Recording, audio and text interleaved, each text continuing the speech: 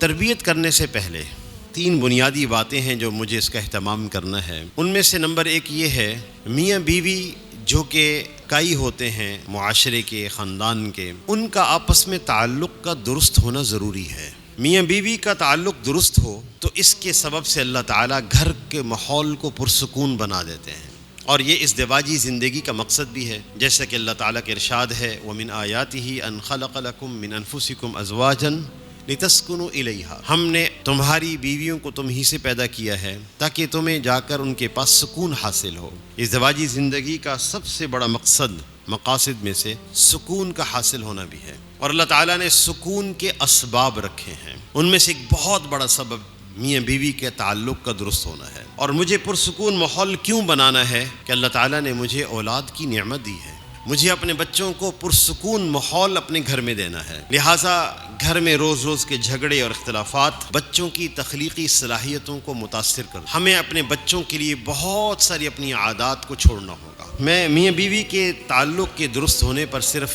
2 باتیں عرض کرنا چاہوں گا۔ ہم اپنے گھر والوں کے ساتھ، اپنے شوہر کے ساتھ، اپنی بیوی کے ساتھ تعلق کو کیسے درست رکھیں۔ روز کے جھگڑے، اختلافات، نزاع زندگی میں بے سکونی لاتے ہیں۔ یاد رکھیے گا، نفسیاتی اعتبار سے اللہ تعالیٰ نے مرد اور عورت کی نفسیات کو مختلف بنایا ہے۔ عورت جو ہے وہ ایموشنل، جذباتی ہوتی ہے، اللہ تعالیٰ نے اس میں خوبی رکھی ہے، یہ جس کی وجہ سے وہ خاتون شفیق ہوتی ہے۔ عورت میں اللہ نے شفقت کا مادہ رکھا اس کے ایموشنل، جذباتی ہونے کی وجہ سے۔ لیکن اگر اس جذباتی ہونے کے اندر زیادتی ہو جائے تو پھر ضدی پن پیدا ہو جاتا ہے، جہاں سے جھگڑے اور نزاع شروع ہوتا ہے۔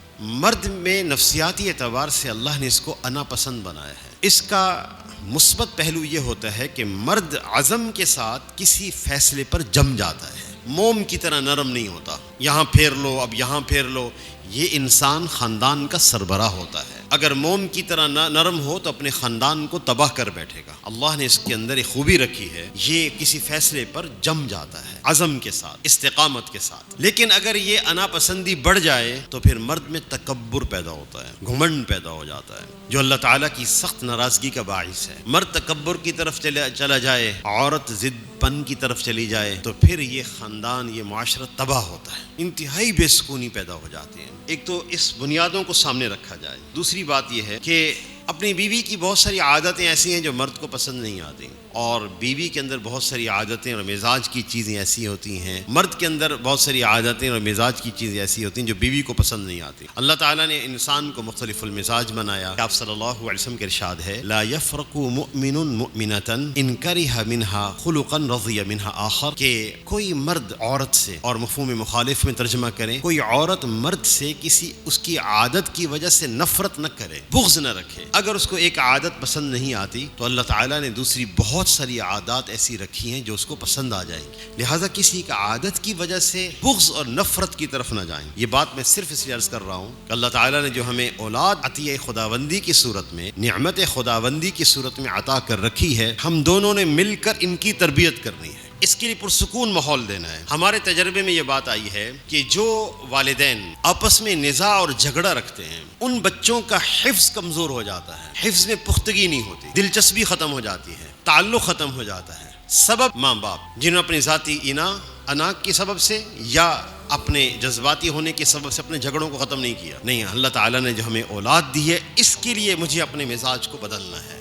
دوسری بنیادی بات یہ ہے کہ اپنی اولاد کے ساتھ تعلق بنانا۔ 2 باتیں صرف بنیادی عرض کرنا چاہوں گا۔ اولاد سے تعلق تربیت سے پہلے اچھا بنانا ہوگا۔ اگر تعلق اچھا نہ ہوا، میری باتیں صرف اور صرف حکم اور امر کی درجے تک رہ جائیں گی، یہ باتیں بچوں کے دل میں نہیں اتریں گی۔ پہلی بنیادی بات یہ ہے اپنی اولاد سے کہ میں ان کے درمیان انصاف کروں۔ اللہ تعالیٰ نے بیٹیاں بھی دی ہیں، بیٹے بھی دیے ہیں، ان کے درمیان برتاؤ میں تفریق نہیں ہونی چاہیے۔ بعض گھروں میں، اکثر گھروں میں تو یہ ہوتا ہے کہ بیٹوں کو ترجیح حاصل ہوتی ہے، مزاج۔ بعض خاندان ایسے دیکھنے کو بھی ملے جن کے ہاں بیٹیوں کو ترجیح ہو جاتی ہے۔ انصاف ایسی چیز ہے جو اولاد کو قریب لائے گی۔ دیکھیں بیٹیاں بھی اللہ نے دی ہیں، بیٹے بھی اللہ نے دیے ہیں۔ قرآن پاک میں اللہ تعالیٰ کے ارشاد ہے للہ ملک السماوات والارض، آسمان زمین میں سلطنت اللہ کی ہے، یخلق ما یشاء، جس کو چاہے لڑکیاں دے اور جس کو چاہے لڑکے عطا کرے، او یزوجہم ذکرانا و اناسا، جس کو چاہے لڑکیاں لڑکے دونوں دے دے ملے جلے،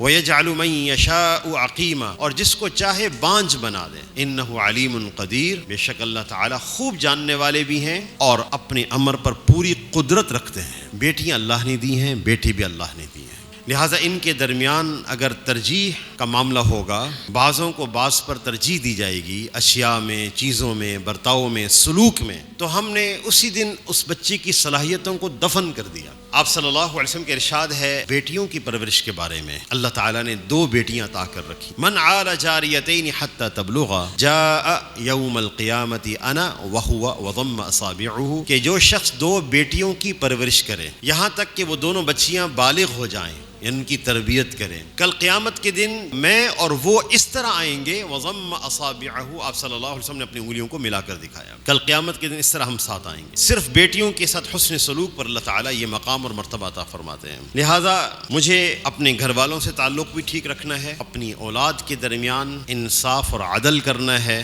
تیسری بنیادی بات، میں جو تربیت کرنا چاہتا ہوں اس عمل پر خود مجھے جمنا ہے۔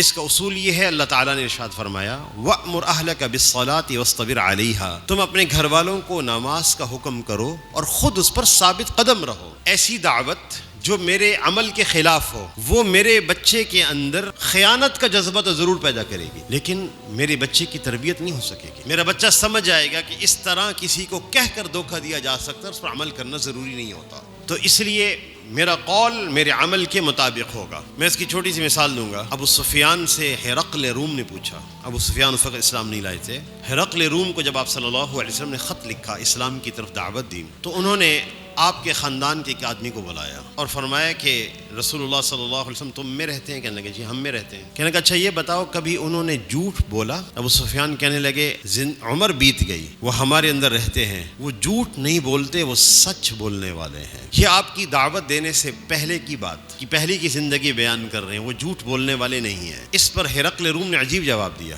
ہرقل وہی جس کو ہم ہرکلیس کہتے ہیں۔ ہرقل نے کہا کہ جو بندوں کے درمیان جھوٹ نہیں بولتا وہ اتنی جرت نہیں کر سکتا کہ خدا پر جھوٹ بول دے، اور وہ یہ کہے کہ میں نبی ہوں اور میرے اوپر وحی آتی ہے، اگر وہ یہ کہہ رہے ہیں تو اپنی بات میں سچے ہیں۔ تو ہمارے استاد محترم مولانا یوسف خان صاحب فرماتے ہیں کہ کاش ہماری اولاد یوں کہے کہ میرے باپ نے کبھی زندگی میں جھوٹ نہیں بولا، کاش ہماری اولاد یوں کہے میرے والد نے کبھی اللہ کی نافرمانی نہیں کی۔ الحمدللہ ہمیں کامیاب لوگ ملتے ہیں، جب ہم ان سے کامیابی کا راز پوچھتے ہیں تو بہت ساری خوبیوں میں وہ ایک بات کہتے ہیں کہ الحمدللہ ہمارے والدین نے کبھی ہمیں رزق حرام کا لقمہ نہیں کھلایا۔ تو اس طرح ہمیں اعمال پر استقامت اختیار کرنی پڑے گی۔ ہم سربراہ ہیں، گھر ایک ریاست ہوتا ہے، جس طرح ریاستی نظام ہوتے ہیں، گھر پوری ایک ریاست ہے جس کا قیم سربراہ مرد ہے، عورت نہیں۔ الرجال قوامون علی النساء، مرد قیم ہے، حاکم نہیں ہے، قیم ہے، سربراہ ہے، جو گھر والوں کو اپنے ساتھ مشورے کے ساتھ جوڑ کر چلتا ہے، تعلق بنا کے چلتا ہے، ہر ایک کو اپنے قریب رکھ کے چلتا ہے۔ لہٰذا عدل و انصاف کا اہتمام بھی ہو، اور دوسرا